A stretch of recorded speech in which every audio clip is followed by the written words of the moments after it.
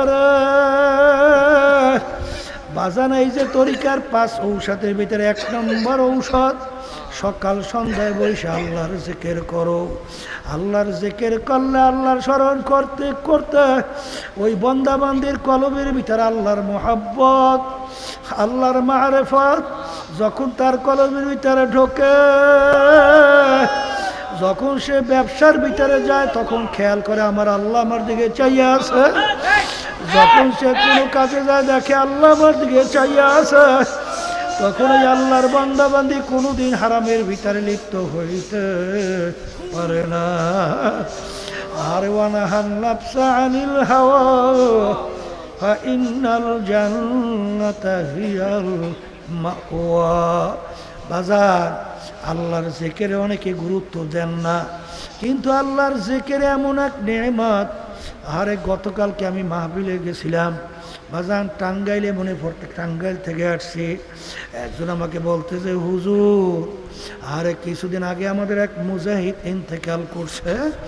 হুজুর, ইন্তেকালের আগে আগে আমরা যখন কাছে দেখার জন্য গেলাম, যাওয়ার পরে আমাদেরকে বলে আল্লাহর জিকির করো। এই কথা বলে তিনিও আল্লাহর জিকির করে আর বলতেছে তোমরা সরো সরো, মেহমান আসতে আসে, জায়গা দাও।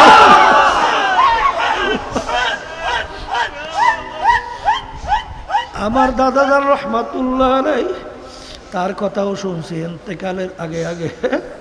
দাদাজান বলতে আছে সরো, মেহমান আসতেছে, জায়গা দাও।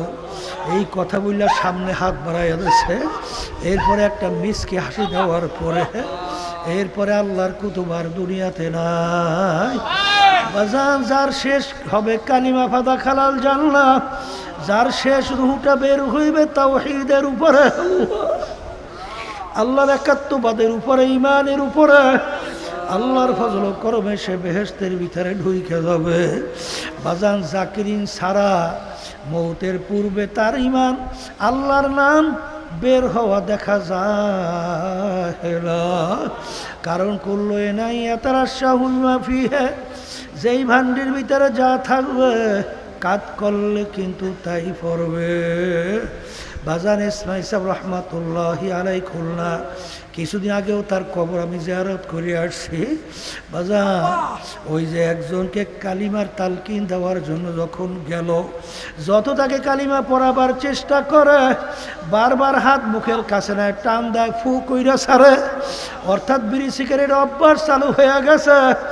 আখারে কালিমার পড়ানো সুযোগ আর তার নসিবে জোটে নাই। বাজান, দুনিয়া থেকে তো বিদায় হবই হব, কিন্তু কোন অবস্থায় কিভাবে কি রওনা করব। যার ভিতরে আল্লাহর ভয় না আসবে, তার পারিবারিক ভিতরেও তার আদালত থাকবে না, তার সামাজিক ব্যাপারেও কোনো আদালত থাকবে না, আর রাষ্ট্রীয় ব্যাপারে তোর কোনো আদালত থাকবে না। বাজান, যার ভিতরে আল্লাহর ভয় হবে, সে নিজেকে নিজে সব সময় নিজের খেয়াল কইরা দোষী হিসেবে সাব্যস্ত কইরা চলবে যে আমি যে জুলুম করতেছি, আরে আরে আজকে আমার ক্ষমতা আছে, আমার সম্পদ আছে, আরে এর জন্য আমি জুলুম করি। কিন্তু যার ভিতরে আল্লাহর ভয় আছে, সে চিন্তা করবে আমিও তো মানুষ, ওই আল্লাহর বান্দাও তো মানুষ। ওমর ফারুক রাদিয়াল্লাহু তাআলা আনহু অর্ধেক দুনিয়ার রাজত্ব করার পরে বাংলাদেশের মতো প্রায় 200 দেশের রাজত্ব করলেন। তিনি জেরুজালেম যান উটের পিঠে চইরা, যে উটের পিঠে চইরা জেরুজালেম রওনা করলেন। তিনি উটের পিঠে ছাউনির ভিতরে বসা, গোলাম উটের রশি টানতেছে। আমির চিন্তা করলাম আমিও তো মানুষ, আর আমার গোলাম উটের রশি টানে, সেও তো মানুষ। চিন্তা কইরা ওমর ফারুক রাদিয়াল্লাহু তাআলা আনহু ডাক দিয়ে বলে, গোলাম তুমি এখন উটের পিঠে উঠবে, আমি উটের রশি টানবো। গোলাম বলতেছে, হযরত আপনি কি বলতেছেন? আমির আপনি উটের রশি টানবে আর আমি উটের পিঠে বসবো? বলে, গোলাম ওঠো, আমার হুকুম, ওঠো, উটের পিঠে ওঠো। যখন গোলাম উটের পিঠে উঠলো, আমির উটের রশি টানে। বাজান কতক্ষণ আমির অর্ধেক দুনিয়ার রাজত্ব করলো, তিনি কতক্ষণ উটের রশি টানে আর কতক্ষণ গোলাম উটের রশি টানে।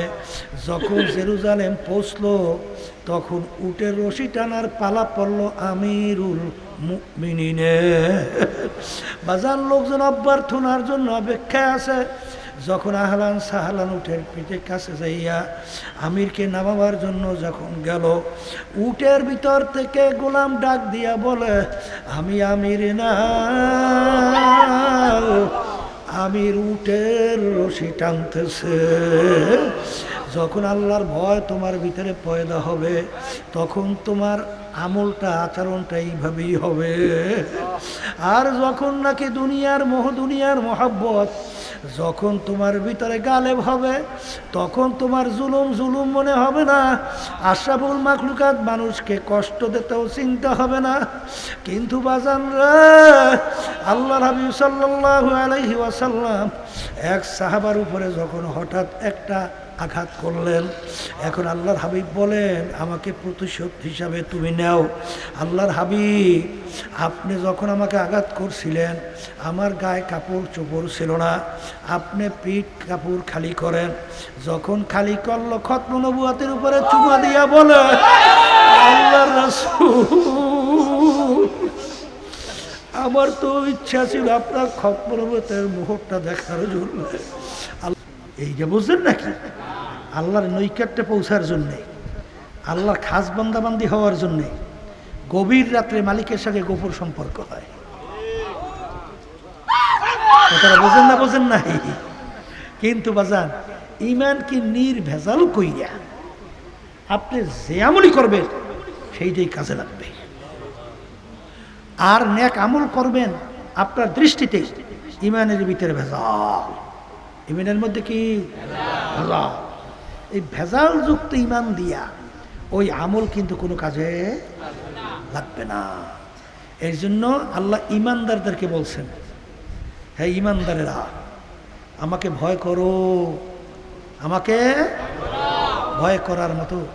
যেই আল্লাহর বান্দাবান্দির ভিতরে আল্লাহর ভয় পয়দা হবে, সেই আল্লাহর বান্দাবান্দি কখনোই আল্লাহর হুকুমের, আল্লাহর হাবিবের তরিকার নির্দেশিত এর বাহিরে সে চলতে পারে না।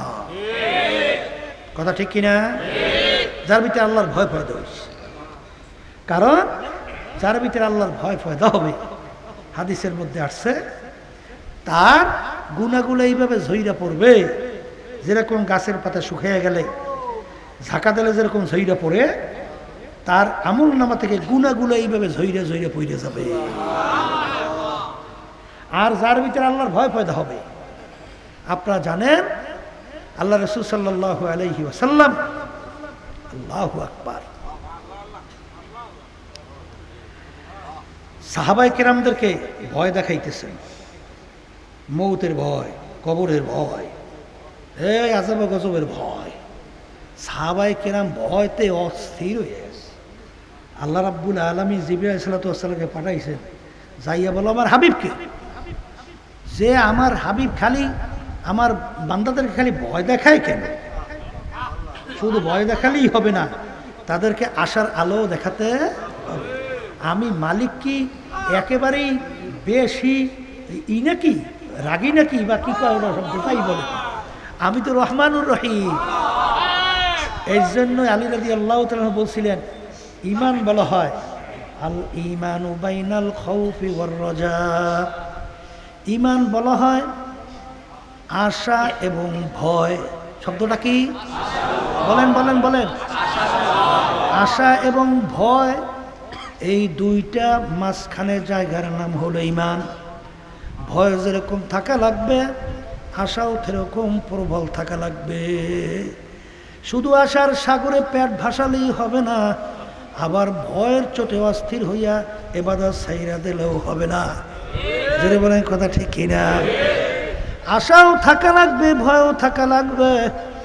যেই আল্লাহর বান্দা বান্দির মধ্যে আমার মালিকের ভয়, তারা যাব গজবের ভয়, জাহান্নামের ভয়, যার ভিতর আল্লাহর ফজল ও করমে জমবে, ওয়ানাহান নাফসা আনিল হাওয়া ফাইন্নাল জান্নাতা হিয়াল মাওয়া। যেই আল্লাহর বান্দাবান্দির মধ্যে আমার মাওলার ভয়, আমার মাওলার আযাব গজবের ভয়, আমার মালিকের জাহান্নামের ভয়, নিজেকে গুনার থেকে ফিরাইয়া রাখবে। আমার মালিক বলেন, আমার আল্লাহ বলেন, ওদের জন্য আমি জাহান্নাম থেকে পরিত্রাণ দিয়া বেহেশতের সুসংবাদ ঘোষণা করলাম।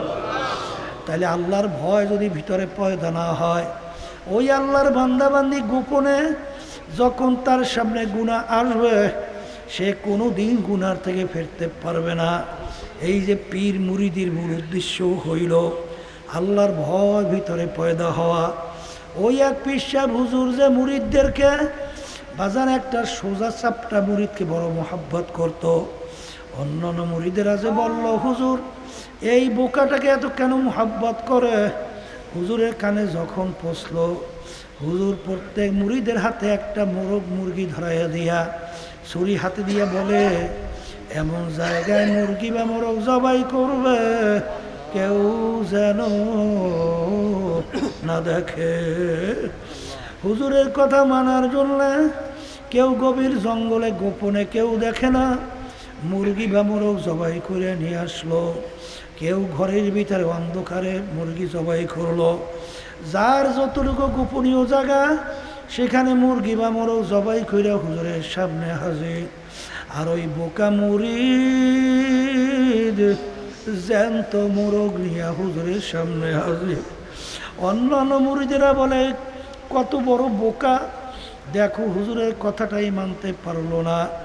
তখন হুজুর ধমক দিয়ে বলে, বোকারে, সবাই আমার কথা মানলো, আর তুই আমার কথা কেন মানলি না?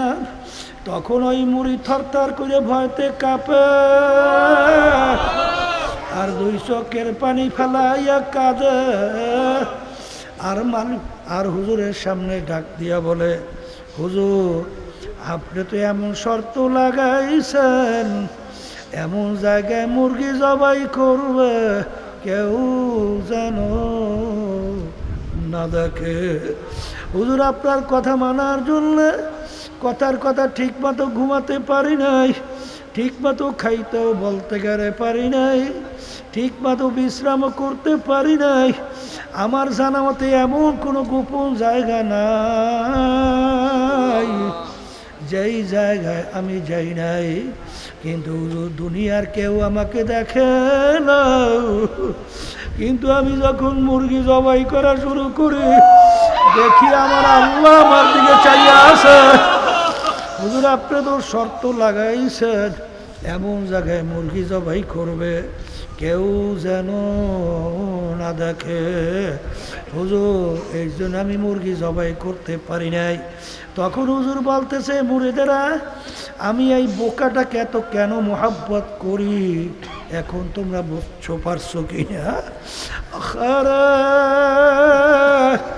বাজান, এই যে তরিকার 5 ঔষধের ভিতরে 1 নম্বর ঔষধ, সকাল সন্ধ্যায় বসে আল্লাহর জিকির করো। আল্লাহর জিকির করলে, আল্লাহর স্মরণ করতে করতে ওই বান্দাবান্দির কলবের ভিতরে আল্লাহর মোহাব্বত, আল্লাহর মারিফত যখন তার কলবের ভিতরে ঢোকে, যখন সে ব্যবসার ভিতরে যায় তখন খেয়াল করে আমার আল্লাহ আমার দিকে চাইয়া আছে। যখন সে কোনো কাজে যায় দেখে আল্লাহ আমার দিকে চাইয়া আছে, তখন ওই আল্লাহর বান্দাবান্দি কোনোদিন হারামের ভিতরে লিপ্ত হইতে পারে না।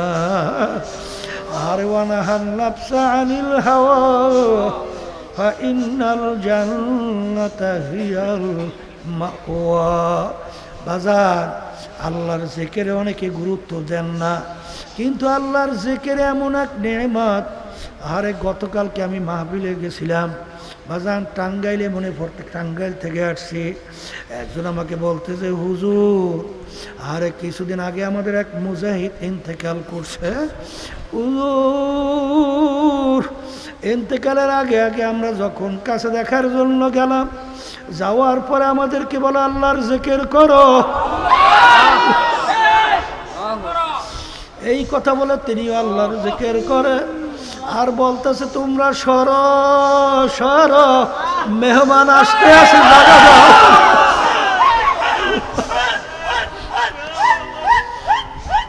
আমার দাদাজান রহমাতুল্লাহ আলাইহি তার কথাও শুনছি ইন্তেকালের আগে আগে। দাদাজান বলতে আছে সরো, মেহমান আসতেছে, জায়গা দাও। এই কথা বললে সামনে হাত বাড়াইয়া দিয়েছে। এরপরে একটা মিসকে হাসি দেওয়ার পরে এরপরে আল্লাহর কুতুবার দুনিয়াতে নাই। বাজান যার শেষ হবে কালিমা ফাদা খালাল জান্নাহ, যার শেষ রুহটা বের হইবে তাওহীদের উপরে, আল্লাহর একাত্মবাদের উপরে, ঈমানের উপরে, আল্লাহর ফজল করমে সে বেহেশতের ভিতরে ঢুইকে যাবে।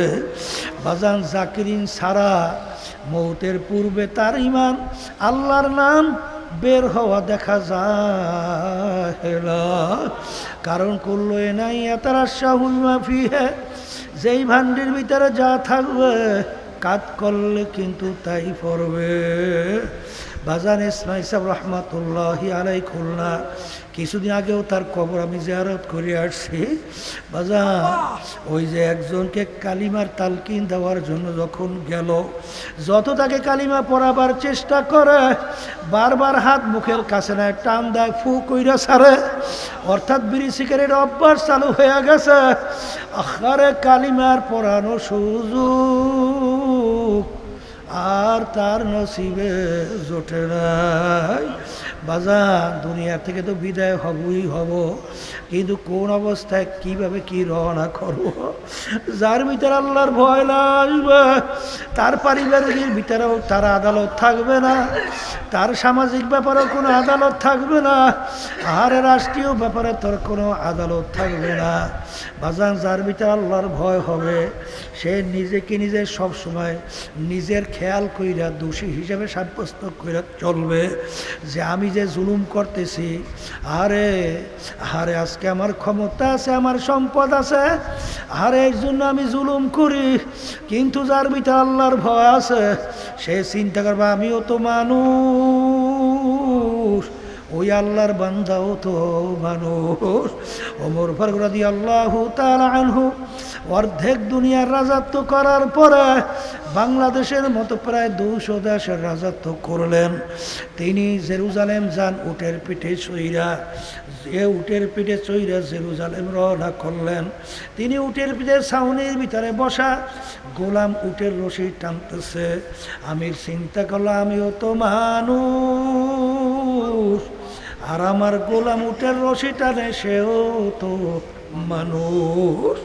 চিন্তা কইরা ওমর ফারুক রাদিয়াল্লাহু তাআলা আনহু ডাক দিয়ে বলে, গোলাম তুমি এখন উটের পিঠে উঠবে, আমি উটের রশি টানবো।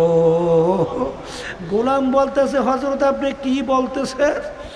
আমির আপনি উটের রশি টানবে আর আমি উটের পিঠে বসবো? বলে, গোলাম ওঠো, আমার হুকুম, ওঠো, উটের পিঠে ওঠো। যখন গোলাম উটের পিঠে উঠলো, আমির উটের রশি টানে। বাজান কতক্ষণ আমির অর্ধেক দুনিয়ার রাজত্ব করলো, তিনি কতক্ষণ উটের রশি টানে, আর কতক্ষণ গোলাম উটের রশি টানে। যখন জেরুজালেম পৌঁছলো, তখন উটের রশি টানার পালা পড়লো আমিরুল মুমিনিনে। বাজার লোকজন অভ্যর্থনার জন্য অপেক্ষায় আছে। যখন আহলান সাহলান উটের পিঠে কাছে যাইয়া আমিরকে নামাবার জন্য যখন গেল, উটের ভিতর থেকে গোলাম ডাক দিয়া বলে, আমি আমির না, আমির উটের রশি টানতেছে। যখন আল্লাহর ভয় তোমার ভিতরে পয়দা হবে, তখন তোমার আমলটা, আচরণটা এইভাবেই হবে। আর যখন নাকি দুনিয়ার মোহ, দুনিয়ার মহব্বত যখন তোমার ভিতরে গালেব হবে, তখন তোমার জুলুম জুলুম মনে হবে না। আশরাফুল মাখলুকাত মানুষকে কষ্ট দিতেও চিন্তা হবে না। কিন্তু বাজান রে, আল্লাহর হাবিব সাল্লাল্লাহু আলাইহি ওয়াসাল্লাম এক সাহাবার উপরে যখন হঠাৎ একটা আঘাত করলেন। এখন আল্লাহর হাবিব বলেন আমাকে প্রতিশোধ হিসাবে তুমি নাও।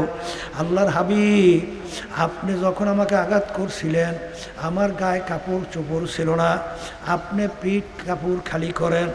যখন খালি করলো খতম নবুয়তের উপরে চুমা দিয়া বলে আল্লাহর রাসূল আমার তো ইচ্ছা ছিল আপনার খতম নবুয়তের মুহূর্তটা দেখার জন্য, আল্লাহ আমাকে কিসমতে জুটাইছে। এই জন্য আমার বাজানদেরকে বলবো, পর্দার আড়ালের মা বোনদেরকে বলবো, বাজান দুই বেলা আল্লাহর জিকির ছাইরো না। আমার আল্লাহর জিকিরের ভিতরে যে কি মজা কি নেয়ামত মালিক রাখছেন এইটা না করলে বোঝানো যাবে না। আল্লাহর জিকির না করলে নিজের থেকে নিজেকে জুদা করা যায় না।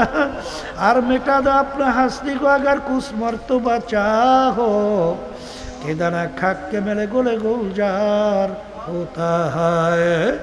আর জানেন মাওলানা জালালউদ্দিন রুমি রহমাতুল্লাহ আলাইহি এত বড় আলেম ছিলেন, তামাম বিশ্বব্যাপী নাম কাম। বাজান শামসুত তিবরিজি রহমাতুল্লাহ আলাইহি তার ওস্তাদ বলছিলেন, পীর সাহেব হুজুর বলছিলেন, বাবা শামসুত তিবরিজি রোমদাসের পাত্রটাকে একটু গরম করতে পারবে কিনা?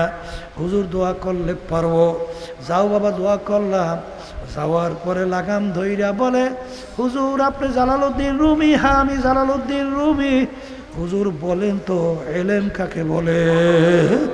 তখন তিনি এলেমের ব্যাখ্যা পরিচয় তারিফ বিভিন্ন দিক থেকে করার পরে তখন হুজুর বলতেছে যে বাবা জালালউদ্দিন রুমি এলেমের তারিফ পরিচয় হয় নাই। তখন তিনি বলে হযরত এলেমের পরিচয় কি আপনি বলেন? বলে এলেম বলা হয় ওই জ্ঞানকে, ওই জ্ঞান অর্জন করার মাধ্যমে, যেই জ্ঞান অর্জন করার মাধ্যমে নিজেকে নিজের থেকে পৃথক করা যায়, এর নাম হলো এলম। তখন সে উটের পিঠ থেকে ঘোড়ার পিঠ থেকে লাফ দিয়া পইরা তাকে জড়াইয়া দেওয়া, হযরত আপনি আমাকে এলেম শিক্ষা দেন।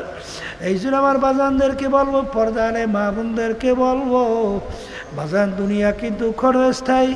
বাজান ইমানকে নির্ভেজাল করো, আল্লাহর ভয় ভিতরে পয়দা করো। ওয়ালা তামুতুন্না ইল্লা ওয়া আনতুম মুসলিমুন। খবরদার, আমার মালিক বলেন সতর্কবাণী, খবরদার, মুসলমান না হইয়া কেউ মরিও না। বাজান মুসলমান তো পরিচয় দিলেই হবে না, মুসলমানের ঘরে জন্মগ্রহণ করলেই হবে না। মুসলমান কাকে বলে? মুসলমানি বুয়াদ গরদান নেহাদান এনানে খোদ বাদাস্তে খাজা দাদা। মুসলমান বলা হয় ঘোড়া যখন মুখে লাগাম লাগায়, ঘোড়ার নিজের ব্যক্তিগত শক্তি বুদ্ধি চালাকি যেরকম চলে না। আমরা যারা কালিমা পড়ছি ঈমান আনছি আমাদের নিজের বুদ্ধি জ্ঞান অনুযায়ী আর চলা যাবে না।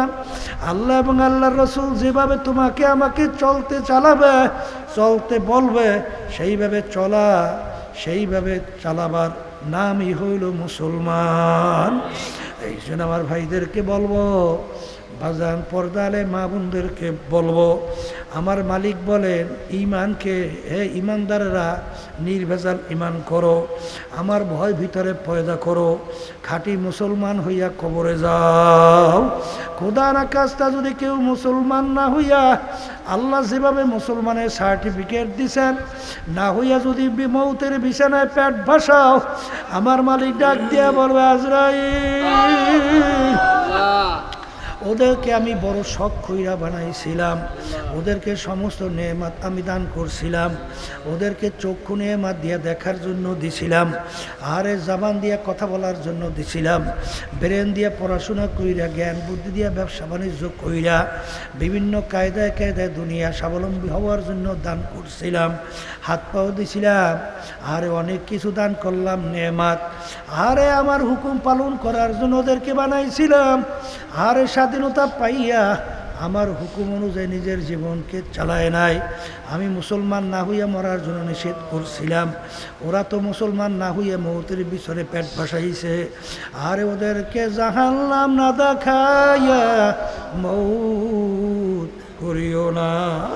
নাফরমান স্বপ্নের মতো দেখতে থাকবে, আজরাইল আলাইহিস সালাতু ওয়াস সালাম আসবে, তার মাথা আসমানে পাও তার জমিনে, এক হাত মাশরিকে এক হাত মাগরিবে, দুনিয়া জোড়া তার শরীর,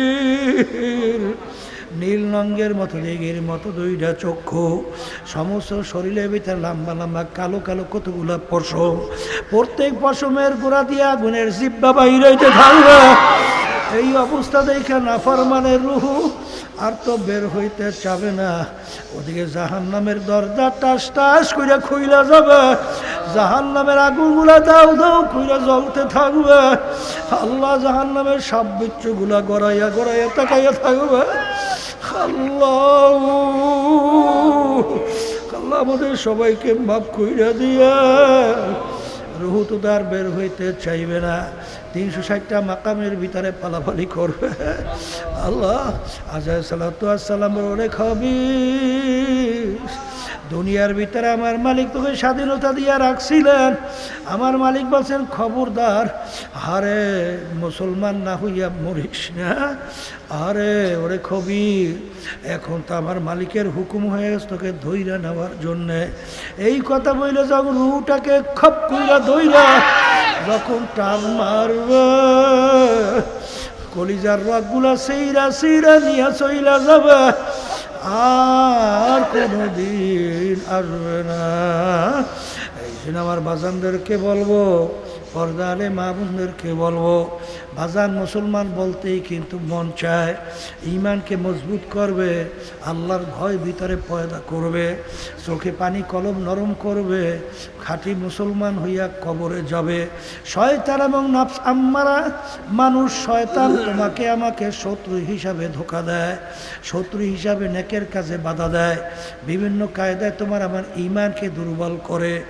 এর থেকে বাঁচার জন্যই ওয়াকুনু মা'আস সাদিকিন, সোহবতে সালেহ তোরা সালেহ কুনাদ, সোহবতে তালেহ তোরা তালেহ কুনাদ, এক জামানা সোহবতে বা আউলিয়া, বেহতর আসদ সালে তাআত বেরিয়া।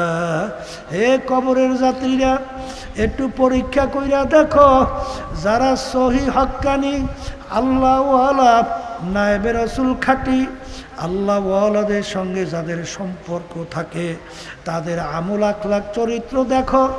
আর যাদের আল্লাহ ওয়ালা খাঁটি নায়েবে রাসূলদের সঙ্গে সম্পর্ক থাকে না, তাদের আমল আখলাক চরিত্র দেখো। দিন আর রাত্র পার্থক্য। বাজার এই বাংলাদেশের ভিতরেই দেখো, আহারে আশরাফুল মাখলুকাত মানুষকে মাইরা ফেলায় চিন্তাও করে না, চাঁদাবাজি করতে চিন্তাও করে না, মানুষকে কষ্ট দিতেও চিন্তা করে না, মিথ্যা কেসে জড়াই আশরাফুল মাখলুকাতকে ধ্বংস করে, কষ্ট দেয়, সংসার ধ্বংস করে, চিন্তাও করে না। এইরকমভাবে হারে মিথ্যাচার করে, আরো অনেক কিছু করে।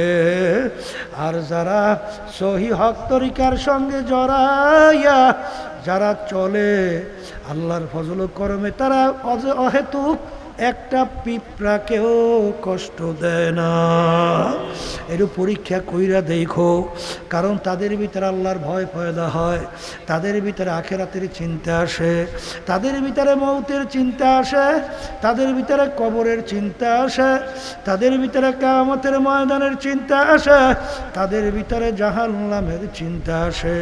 খোদা না কাজটা যদি আমি নাফরমান হইয়া কবরে যাই, ওই জাহান্নামের আগুন আইসা কবর ভরবে, কিয়ামতের ময়দানে সূর্যের তাপে মাথার তালু টাস টাস ফাটবে।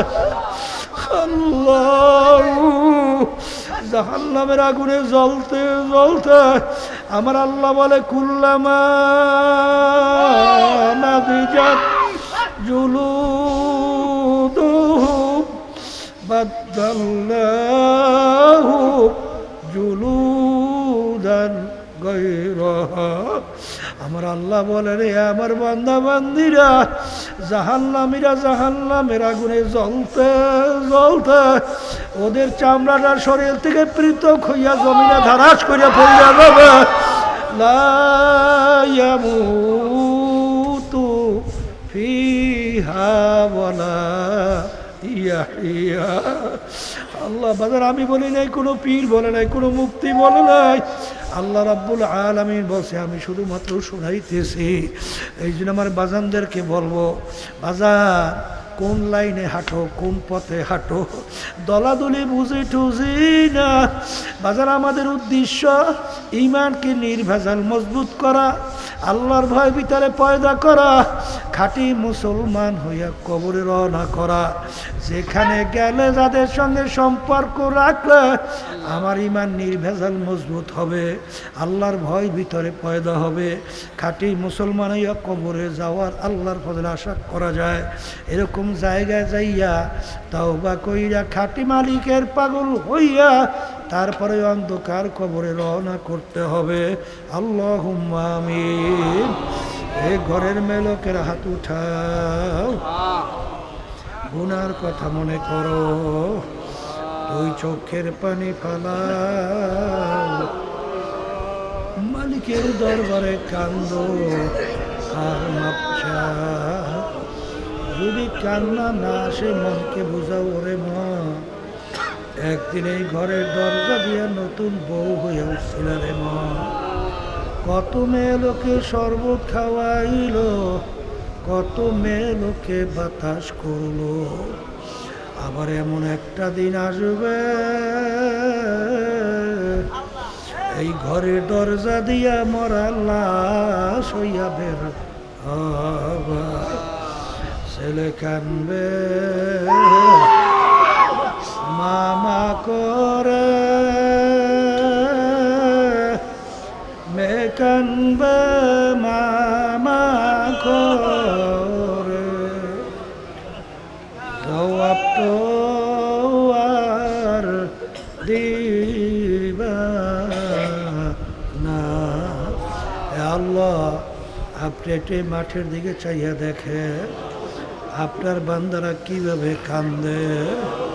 মালিক আমাদের ছেলেও মরে নাই, মেয়েও মরে নাই, গুনাহ করে বসছি রে, মাফ করে দেন গো মাওলা, মাফ করে দেন। আল্লাহর বান্দারা জোর করে কান্দে, জোর করে কান্দে। সন্তান মারা গেলে চোখে পানি আসে, সন্তান নষ্ট হলে চোখের ভিতরে পানি আসে। তোমার আমার গুনার কারণে জাহান্নামের আগুন জ্বলছে, জাহান্নামের আগুন চোখের পানি ছাড়া ঠান্ডা হবে। আল্লাহ যাদের সে মাহফিল হইল, যারা মাহফিলের জন্য চেষ্টাকারী সাহায্য করলো, আমরা যারা মাহফিলে উপস্থিত হয়ে গেলাম, আমাদের সবার উপরে খাস মেহেরবানি নাযিল করেন আল্লাহ। আমাদের আম্মা আব্বা আত্মীয় স্বজন যারা কবরে শুয়ে রয়েছে, সবার কবরকে বেহেশতের বাগান বানায়া দেন। সুবহানা রাব্বিকা রাব্বিল ইজ্জাতি আম্মা ইয়াসিফুন ওয়া সালামুন আলাল মুরসালিন ওয়ালহামদুলিল্লাহি রাব্বিল আলামিন।